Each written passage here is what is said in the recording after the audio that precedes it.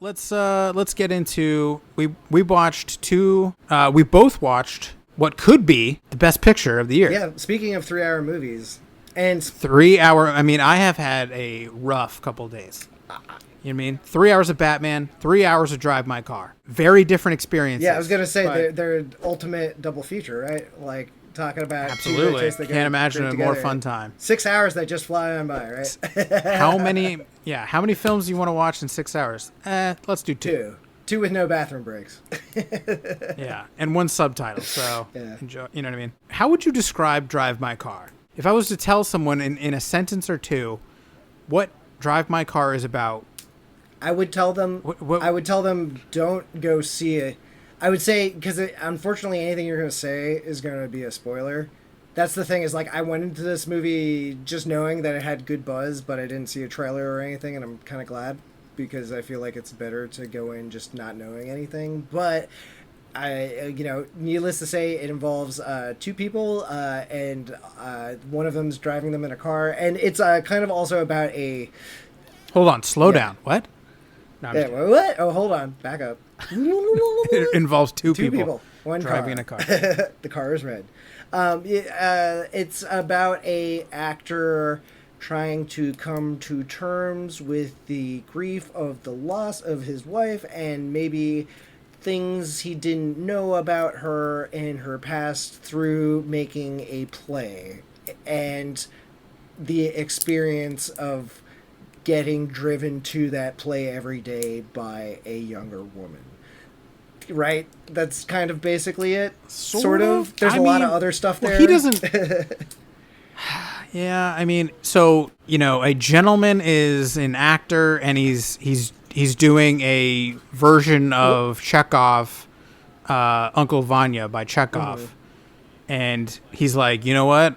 And he's Japanese. And let me tell you something. As a white person, as a white American who doesn't speak Japanese, this movie was an interesting challenge because the movie is probably, I don't know who it's best suited for. Either Japanese viewer, it's a Japanese movie, so I'm going to go Japanese, but it's an international, there's a lot of other languages involved in it. Yeah, so he's taken a famous play and he is directing it with actors who all speak different languages.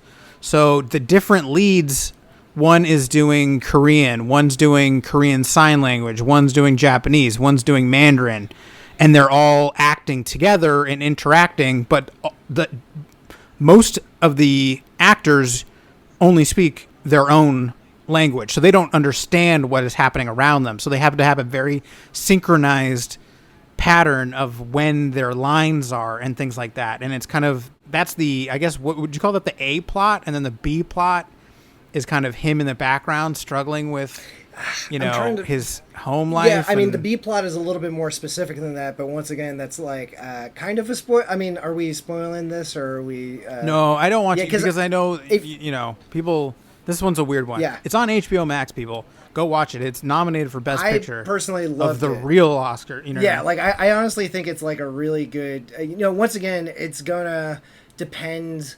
It is a 3-hour movie, and it is kind of one of those like quiet, meditative films. But like I think when I watched it, I built in like 2 bathroom breaks. Like I was like, at the one. It took me 2 days to watch it. Well, I knew this had the potential to be one of those types of movies, so it just the timing worked out. Like I think you texted me like, "Oh, hey, this is on HBO Max," which I didn't realize. So like that night, I was like, "Cool, I'm done with work. I have like 3 hour, like I'm free till midnight." And basically I like at the 1 hour mark each time I looked at Facebook for 15 minutes and then took a whiz and then went back to it. But it actually didn't feel too,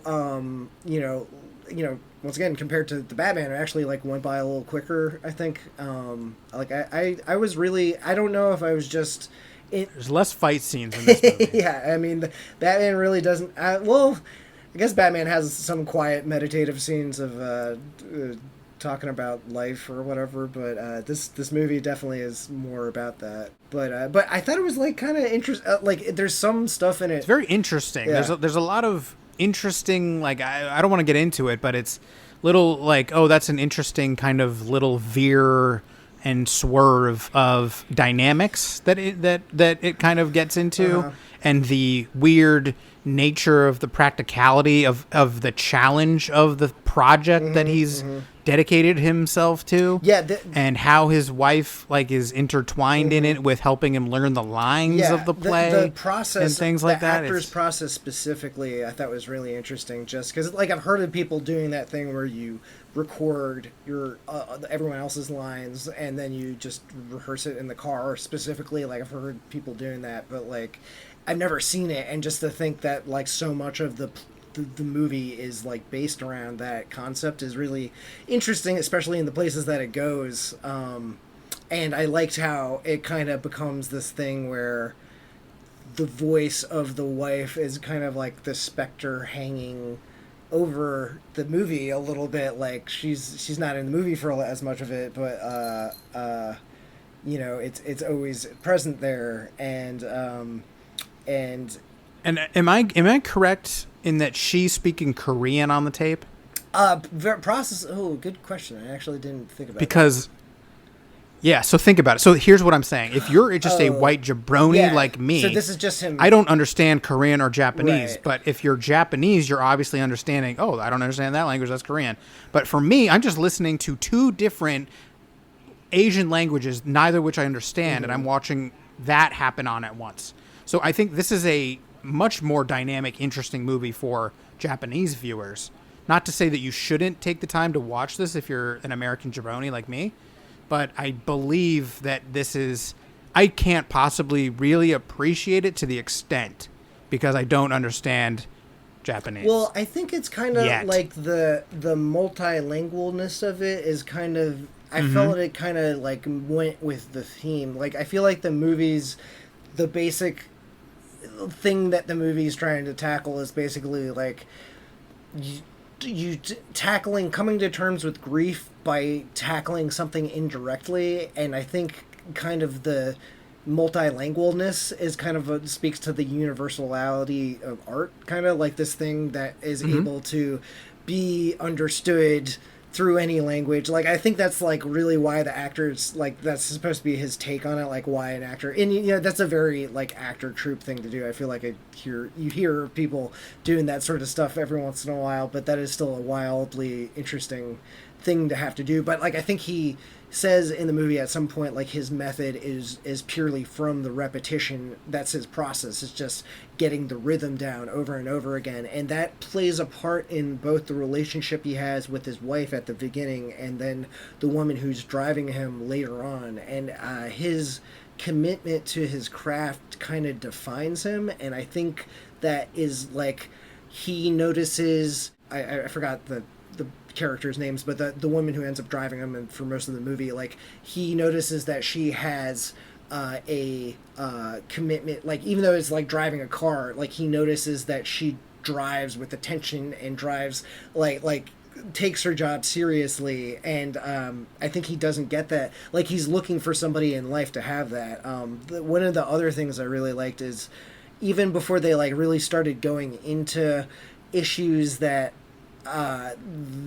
underlying issues with marriage stuff that was going on between the main character and his wife in the beginning, they did a great job of showing, without ever like having to say it, like, oh, these people have a great, they're married and it's like they're great friends, but you can tell they're like friends. You can tell like there's a passion that's missing in this relationship. It's like a little too formal and everything, and you can tell the, like, I don't know, there's like moments early on, like there's a moment when early on when like it's like when the husband decides to not go to the airport. You know what I'm talking about? Like, yeah, the stuff like that. I like how that there's all this quiet setup, and like little moments like that kind of like shock you. You know what I mean? And the thing is, it's like, in order to get that sort of build up, like, it's a lot of scenes of quiet build up in order to make some of the emotional scenes pay off, and a lot of the emotional scenes are just people kind of talking, like a one that keeps on coming up over and over is people kind of telling the story in different parts and the significance of the story and like what it means about the characters and everything is interesting. But I think that all relates to people can't face their issues head on a lot of the time. So it's like you almost need this intermediary extra ways. You need this objective way to project your actual emotions on things, and that thing is art. And it's kind of like something about like it's all the things that are kind of unspoken, like like you kind of bond with someone by sharing a process with them, and your true emotions kind of come through in the message of the art. And I don't know, like it felt like everything really settled perfectly together in it. There's certain parts that are like a little long. Like I think like towards the end, it was like there's like 20 minutes there that were like dragged a little bit, but for the most part, I was pretty engaged and. Like I was surprised how engaged I was, or whatever. But I don't know. Yeah, I thought it was interesting. I thought it's just a little bit indulgent and too long for kind of what it is. It's an interesting concept for a movie and a story. I don't know why it had to be that long. You know, yeah, it's a lot of driving. Yeah, it's a lot of there's just a lot of outdoor exposure.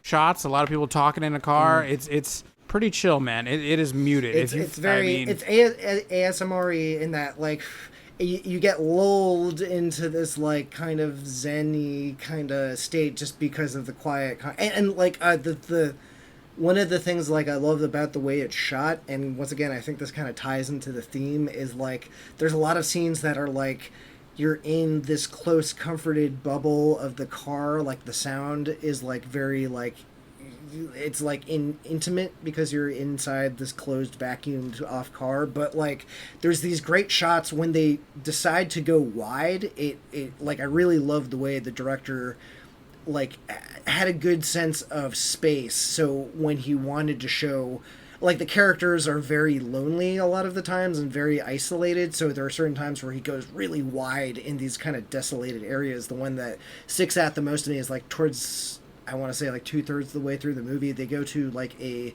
garbage facility, like a waste management facility, and there's this amazing shot of a giant claw like scooping up garbage and dumping it, and it pans over to show them like really tiny compared to this giant claw, viewing it. And I think it's also kind of, there's something about like there about this world's kind of big and scary, and we're all kind of isolated in it, and maybe when we're able to find connections in these small moments where we can be a little bit more honest with each other or something like that. It was like too profound for me to handle at that time when I was watching it there, because she has a comment, she's like, doesn't it look like snow or so? She comments, and I was like, is that trash? Am I watching a trash compactor? Yeah. Like it's not clear what you're seeing. It really does. At least not to me. Yeah, it looks like old newspaper and or so, something like that, like or just random papers. It was like, this is the most Japanese movie I've ever, you know what I mean? Of trash being like snow, and they're in Hiroshima, and it's like, holy shit! Like the weird, profound goofiness of Japanese film in general. It's very Japanese. It sounds very cliche to say. There's several scenes. Yeah, there's several scenes where you're like, my God, this is so Japanese. Where the girl is like a lamprey eel. You know what I mean? And you're like, what? Yeah. You know what I mean? Yeah. So it's great, but it's like you kind of like roll your eyes at the insanity sometimes of just the Japaneseness of some of it. But yeah, it's nominated for Best Picture. I don't think it probably wins Best Picture, even in this year, one of the weakest years in modern history. I think it probably wins Best Foreign Picture. It's got to be nominated for that. I just assume it's it is, either right? that or Worst Person in the World, and I bet you Drive My Car's got slightly. They both got good buzz, but I'm guessing Drive My Car probably takes it just because it's nominated for Best Picture.